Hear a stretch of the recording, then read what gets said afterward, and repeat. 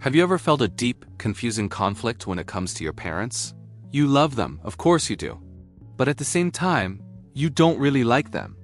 This feeling is one of the most misunderstood, yet incredibly human psychological states. For years, you might have told yourself you're exaggerating, that others had it worse or that your parents did the best they could. You try to invalidate your own feelings. But what if psychology tells us something different? What if love and dislike can coexist, operating on completely different layers of your relationship? And what if this inner conflict isn't a sign of ingratitude, but a sign of growing awareness? Let's break this down. The first reason for this split is the difference between attachment and relationship. Attachment to a parent is primal. It's biological. It's deeply wired into our nervous system from birth for survival. This attachment doesn't just vanish because the relationship was difficult. A relationship, however, is built on experience. It's about behavior, communication, boundaries, and emotional availability.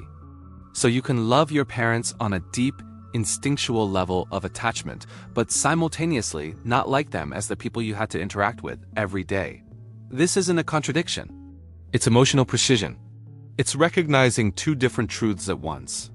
The second reason is something a bit more subtle: emotional needs that went unmet.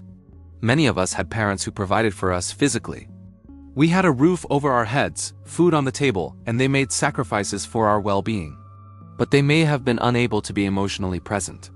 A child in this situation doesn't experience classic harm, but rather a chronic aching absence. It's the absence of being truly seen, of being understood, of having your feelings taken seriously.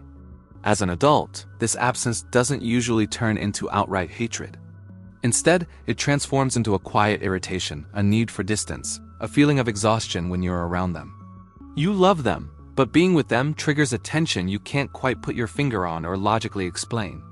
The third source is something called role reversal in childhood. Did you ever feel like you had to be the adult in the relationship? Maybe you had to manage your parents' emotions, take care of their well-being, or always be the reasonable, calm, or undemanding child. If so, your body remembers this as a constant state of overload. Even now, as an adult, being in contact with your parents can trigger that same old tension, that same feeling of responsibility, even if there's no real danger anymore. The dislike you feel isn't about what they're doing right now. It's a reaction to an old pattern that your nervous system automatically activates. You love them, but you have an aversion to slipping back into that role you were forced to play for so long. Now let's talk about anger. The fourth reason for this conflict is often a lack of space for anger in childhood. In many families, a child's anger was simply not acceptable. It was punished, it was mocked, or it was completely ignored. But emotions don't just disappear when they're suppressed. That anger freezes inside you. As an adult, you might not even feel it as direct anger anymore. Instead, it shows up as aversion, constant irritation, sarcasm, or an emotional wall you put up around your parents. This isn't a lack of love. It's years of unexpressed anger that never had a safe place to be felt and processed. It's a sign that a core part of your emotional world was denied. The fifth source can be particularly painful, a disappointment that arrives late in life. As children, we naturally idealize our parents. Our very sense of safety and survival depends on believing they are strong, capable, and all-knowing. It's only as we grow into adulthood that we start to see their full humanity, their limitations, their immaturity, their own fears, their selfishness, or their lack of emotional competence. This realization can be incredibly painful. It feels like a loss.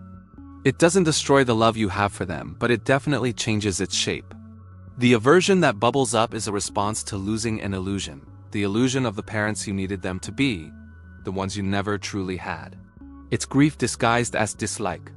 And the sixth reason is a deep-seated loyalty conflict. Many of us are taught that we have no right to dislike our parents. We're told that love should automatically equal gratitude, closeness, and only positive feelings. But from a psychological standpoint, this kind of absolute loyalty to our parents often comes at the direct expense of loyalty to ourselves. That feeling of aversion, that dislike, can actually be a signal. It's your inner self telling you that your own boundaries have been crossed for years. It's not an attack on them. It's an attempt to reclaim your own autonomy, to finally stand up for your own emotional reality. Here is the most important thing to understand in all of this. Loving your parents does not cancel out the harm, the absence, or the resentment you feel. And on the other side of the coin, your aversion and dislike do not cancel out your love. True emotional maturity lies in the ability to hold both of these conflicting states at the same time, without feeling like you have to choose one as the real one. Both are real. You can love your parents and still decide that you don't want a close relationship with them for your own well-being.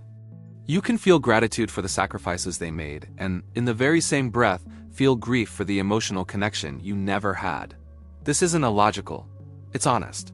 Often, it's only when you stop forcing yourself to feel a pure, uncomplicated love that the relationship has any chance of changing. Or, at the very least, it can stop destroying you from the inside. The problem isn't that you don't like your parents. The real problem would be pretending that you do and betraying your own truth in the process. Your feelings are valid, and acknowledging them is the first step toward healing.